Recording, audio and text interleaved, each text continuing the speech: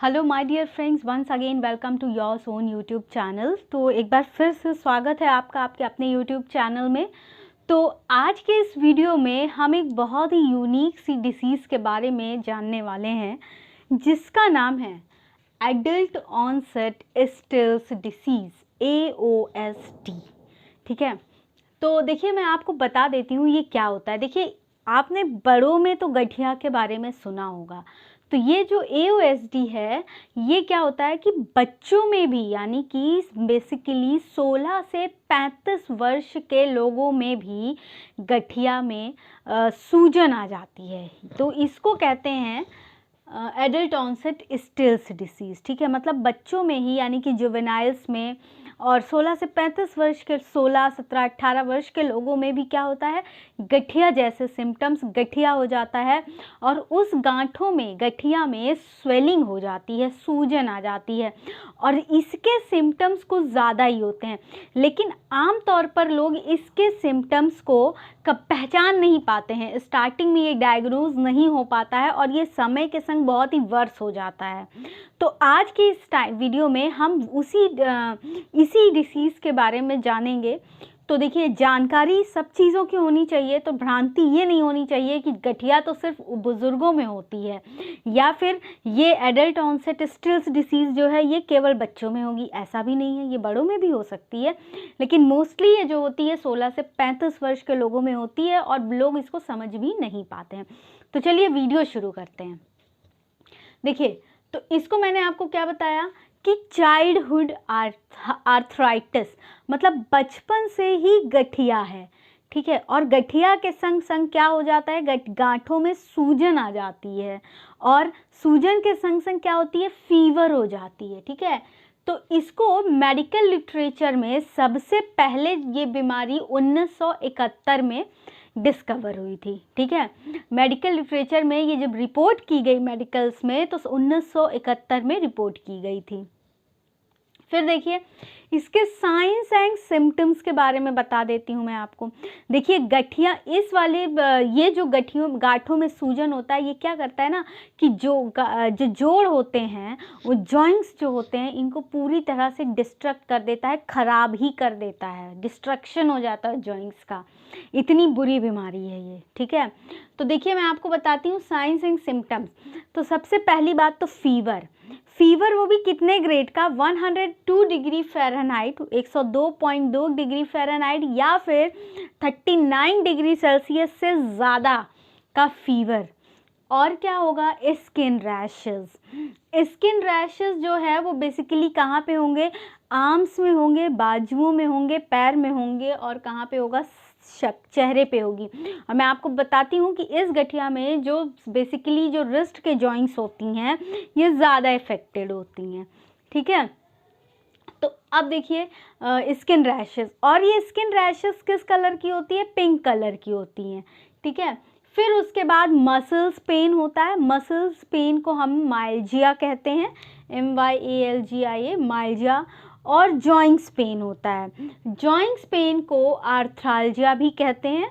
और आर्थराइटिस तो होता ही होता है, मतलब गठिया तो होती है, साथ ही साथ गांठों में सूजन भी होती है और वो सूजन ऐसी होती है कि आपके पूरे बॉडी पर ही सिम्टम्स उभर के सामने आते हैं, जैसे मैंने बताया आपको। ठीक है, फिर आप देखिए, अगर ये समय पे इस बीमारी का इलाज नहीं किया गया तो ये कैसी हो जाएगी, क्रोनिक हो जाएगी। अगर इसका समय पे इलाज नहीं किया जाता है तो ये कैसी हो जाएगी, क्रोनिक हो जाएगी, मतलब समय के साथ साथ ये और बिगड़ जाएगी और सीधा कुछ नहीं होगा, सिर्फ क्या हो जाएगा, डिस्ट्रक्शन, जॉइंट्स पूरी तरह से खराब ही हो जाएंगे, फिर वो किसी लायक के नहीं बचेंगे। फिर देखिए कॉजेज़ की बात कर लेते हैं। तो देखिए, कॉजेज़ की अगर मैं बात करूं तो मेडिकल साइंस में अभी भी ये एक बहुत ही सस्पेंस क्रिएट किया हुआ है, इसके कॉज स्टिल अननोन हैं, लेकिन रिसर्च चल रही है और रिसर्च के मुताबिक बहुत सारे फैक्टर्स हैं जो ये बीमारी करते हैं। जैसे कि अगर एबनॉर्मल इम्यून सिस्टम है। देखिए इम्यून सिस्टम यानी कि रोग प्रतिरोधक क्षमता दो तरह की होती है, अडैप्टिव इम्यून सिस्टम और इन्नेट इम्यून सिस्टम। यानी कि अडैप्टिव जो रोग प्रतिरोधक क्षमता होती है वो जब हम पैदा होते हैं और हम बड़े होते हैं तो हम वातावरण के अनुकूल अपने आप को ढालते हैं, उससे लड़ने की क्षमता हमें अनुकूल स्थिति में, प्रतिकूल स्थिति में बॉडी अपने आप डेवलप करती है, उसको कहते हैं अडैप्टिव, यानी हमने सराउंडिंग के अकॉर्डिंग अडैप्ट किया। और इन्नेट इम्यून सिस्टम वो इम्यून सिस्टम होता है जो हम पैदा होते हैं और हमारी बॉडी में इनबिल्ट होती है, पहले से होती है। तो जब इन्नेट इम्यून सिस्टम में कोई गड़बड़ी होती है तो ये AOSD यानी कि एडल्ट ऑनसेट स्टेज डिसीज होने की संभावना हो जाती है। बेसिकली इसमें कौन सा इन्नेट इम्यून सिस्टम रिस्पॉन्सिबल है। और बहुत सारे इन्फ्लेमेटरी मार्कर्स हैं जैसे कि इंटरल्यूकिन है, साइटोकाइंस है, इनका लेवल ब्लड में बढ़ जाना। तो इससे भी क्या होता है, ये इन्फ्लेमेटरी मार्कर्स क्या होते हैं, इन्फ्लेमेटरी मार्कर्स ऐसे होते हैं जो ज़्यादा जब बॉडी में होते हैं तो किसी पर्टिकुलर एरिया में जलन, इचिंग, रेडनेस, ये जो बॉडी आपकी सिम्टम्स दे रही है, रेड कलर का इचिंग हो रहा है हर तरफ और क्या हो रहा है, स्किन रैश हो रहा है, ये इन्फ्लेमेटरी मार्कर्स के बढ़ जाने की वजह से हो रहा है। ठीक है, तो रिसर्च के अकॉर्डिंग ये कुछ फैक्टर्स हैं जो ये बीमारी कॉज कर रहे हैं। ठीक है, अब मैंने आपको बताया कि इसमें जो पॉपुलेशन बेसिकली अफेक्टेड होती है वो बेसिकली 16 से 35 वर्ष के लोग होते हैं। और 16 से 35 वर्ष की आयु में इसके ये जो सिम्टम्स है इतने कॉमन है कि लोग समझ नहीं पाते हैं और समय के संग संग ये क्रोनिक हो जाता है और क्रोनिक के संग संग फिर क्या होता है, पर्टिकुलर जॉइंट्स का डिस्ट्रक्शन हो जाता है। फिर आइए डायग्नोसिस की बात करें। तो डायग्नोसिस की बात जैसे मैंने आपको बताया कि इन्फ्लेमेटरी मार्कर्स ज़्यादा बढ़े हुए होंगे, लाइक इंटरल्यूकिन, साइटोकाइंस, प्रोस्टाग्लैंडिन्स, ये सारी चीज़ें बढ़ी हुई होंगी। और क्या होगा कि ब्लड टेस्ट एक डायग्नोस्टिक टेस्ट है। तो अगर बॉडी में इन्फ्लेमेटरी मार्कर्स का ऐसे कर लिया जाए, टेस्ट कर लिया जाए या फिर ब्लड टेस्ट, तो ब्लड टेस्ट में भी क्या देखना है, WBC काउंट बढ़ा हुआ हो और क्या हो सकता है, रिएक्टिव प्रोटीन CRP, ठीक है, सॉरी क्रिएटिव प्रोटीन CRP, ये भी इम्पॉर्टेंट रोल है, इसको भी डिटेक्ट किया जा सकता है क्रिएटिव प्रोटीन का लेवल, और WBC का लेवल बढ़ा हुआ हो या फिर ब्लड टेस्ट चेक करने के बाद ही ये सारी चीज़ें पता चलेंगी और इसका अलग से कोई भी टेस्ट नहीं है। ठीक है, अब मैं बात कर लेती हूँ आपसे ट्रीटमेंट की। तो देखिए इसकी ट्रीटमेंट की अगर बात करें फ्रेंड्स तो इसका कोई ट्रीटमेंट नहीं है। ठीक है, आगे बढ़ने से पहले मैं आपसे एक रिक्वेस्ट करना चाहूँगी कि यूट्यूब पे हमारा एक और चैनल है 10 डायरेक्शन न्यूज़ के नाम से, तो मेरी आपसे रिक्वेस्ट है कि आपको मैं डिस्क्रिप्शन में उसका लिंक दे रही हूँ हर बार, प्लीज़ उस चैनल को भी विज़िट कीजिए, एक बार उसको भी सब्सक्राइब कीजिए। तो ट्रीटमेंट की बात कर रहे थे हम लोग एडल्ट ऑनसेट स्टेज डिसीज़ की। तो देखिए फ्रेंड्स, मैं आपको बताऊं इसकी कोई ट्रीटमेंट नहीं है, रिसर्च कंटिन्यूअसली चल रही है, 2020-21 हर साल में कंटिन्यूअस रिसर्च चल रही है। कुछ इन्वेस्टिगेशनल ड्रग्स हैं जो अभी अंडर इन्वेस्टिगेशन है, क्लियर नहीं हुआ है, क्लिनिकल ट्रायल्स में है अभी, और इसकी कोई भी दवा नहीं है। सिर्फ एक ही काम हो सकता है कि जो अंडरलाइंग सिम्टम्स है इसको कम कर दिया जाए, यानी कि जो मसल्स पेन हो रहा है, यानी कि माइल्जिया, या जो जॉइंट्स पेन हो रहा है, अर्थाल्जिया, इसको कम करने की कोशिश की जा सकती है, यानी कि जो अंडरलाइंग सिम्टम्स हैं उसको ख़त्म करने की।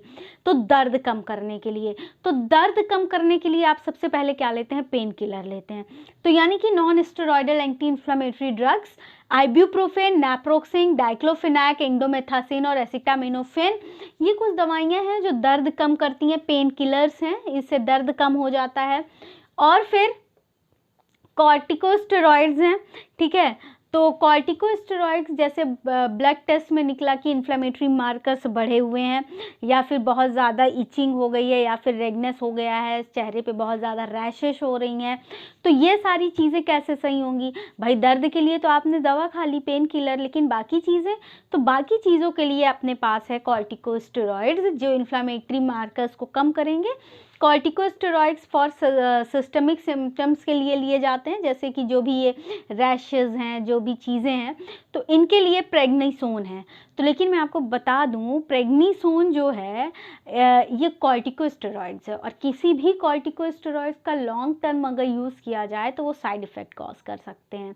तो इसलिए इसका लॉन्ग टर्म यूज़ नहीं किया जाना है, ठीक है। फिर एक चीज़ है मेथोट्रेक्सेट। तो मेथोट्रेक्सेट क्या होता है, इसको as a steroid sparing agent use किया जाता है, मेथोट्रेक्सेट को स्टेरॉयड स्पेयरिंग एजेंट, ठीक है। ये क्या होता है, मेथोट्रेक्सेट जो है लो कॉर्टिकोस्टेरॉइड लेवल प्रोवाइड करता है, ठीक है। जैसे प्रेग्निसोन हाई अमाउंट में कॉर्टिकोस्टेरॉइड देगा, मेथोट्रेक्सेट कम अमाउंट में कॉर्टिकोस्टेरॉइड्स देगा। तो जब कम अमाउंट में देगा तो इसे लंबे समय तक यूज़ किया जा सकता है, और जो कॉर्टिकोस्टेरॉइड से लंबे समय की यूज़ करने के बाद साइड इफ़ेक्ट हो सकते हैं उनसे बचा जा सकता है। ये मेथोट्रेक्सेट है, ठीक है। फिर अब आइए देखते हैं कि रिसर्च की अगर बात करें तो 2020 में फ्रेंड्स यूएस एफडीए ने, United state food and drug administration ने एक दवा अप्रूव की है, कैनकिन्यूमैब। कैनकिन्यूमैब ये क्या करती है, ये साइटोकाइन इंटरल्यूकिन 1 को ब्लॉक करती है, जो कि इन्फ्लेमेटरी मार्कर है। तो ये क्या वर्क करती है, साइटोकिन इंटरल्यूकिन 1 को ब्लॉक करती है। अब इस दवा को, कैनकिन्यूमैब को तभी यूज़ किया जाता है जब ये सारे जो NSAIDs हैं या फिर प्रेग्निसोन या मेथोट्रेक्सेट, ठीक है, जब प्रेग्निसोन और मेथोट्रेक्सेट काम ना कर रहे हो या सक्सेसफुल ना हुआ हो इसका यूज़, तो कैनकिन्यूमैब का यूज़ किया जा सकता है, ठीक है।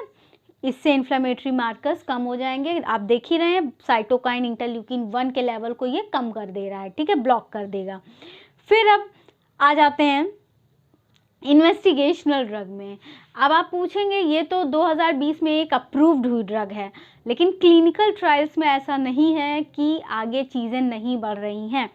क्लिनिकल ट्रायल्स में अभी भी ड्रग्स हैं जो क्लिनिकल ट्रायल्स में टेस्ट की जा रही हैं, लेकिन अभी तक इनका कोई इफेक्टिव यूज़ नहीं आया है सामने। जैसे कि एनाकिन्ड्रा क्या करता है, इंटरल्यूकिन 1 को ब्लॉक करता है, जैसे कि कैनकिन्यूमैब साइटोकाइन इंटरल्यूकिन 1 को ब्लॉक कर रहा है, ठीक उसी तरह एनाकिन्ड्रा भी इंटरल्यूकिन 1 को ब्लॉक कर रहा है, लेकिन इसका कोई इफेक्टिव यूज़ अभी तक इस बीमारी में सामने नहीं आया है, ठीक है। अभी ये इन्वेस्टिगेशनल ड्रग है, मतलब अभी इन्वेस्टिगेट हो रही है, क्लिनिकल ट्रायल्स में है। फिर नेक्स्ट इज द टोक्लिजुमैब। टोक्लिजुमैब भी यही करता है, इंटरल्यूकिन 1 को ब्लॉक करता है, लेकिन अभी तक सिर्फ ये क्लिनिकल ट्रायल्स में ड्रग्स हैं फ्रेंड्स, ठीक है। तो ये this is all about video. तो मैं जो वीडियो के बारे में आपको बताना चाहती थी एडल्ट ऑनसेट स्टिल डिसीज़ के बारे में, उम्मीद करती हूँ जैसा समझाना चाह रही थी वैसा आपको समझा पाई हूँ। वीडियो से रिलेटेड कोई सजेशन है तो कमेंट सेक्शन में कमेंट करके आप मुझे बता सकते हैं, और वीडियो पसंद आई हो तो प्लीज़ वीडियो को लाइक ज़रूर कीजिए, चैनल को सब्सक्राइब कीजिए और इस इन्फॉर्मेशन को आगे बढ़ाइए, ताकि लोगों को पता चले कि ऐसी भी कुछ चीज़ें हैं जो सिर्फ बुढ़ापे में नहीं बल्कि यंगर एज के लोगों को भी अफेक्ट करती है, ठीक है। तो ऐसी भी कोई एक चीज़ है, ऐसा लोगों को पता चलना चाहिए, तो प्लीज़ वीडियो को शेयर भी कीजिए। लोगों को ये भी पता चलना चाहिए कि बीमारी का क्या नाम है, तो प्लीज़ वीडियो को शेयर कीजिए, चैनल सब्सक्राइब कीजिए और वीडियो को लाइक ज़रूर कीजिए। Thank you very much.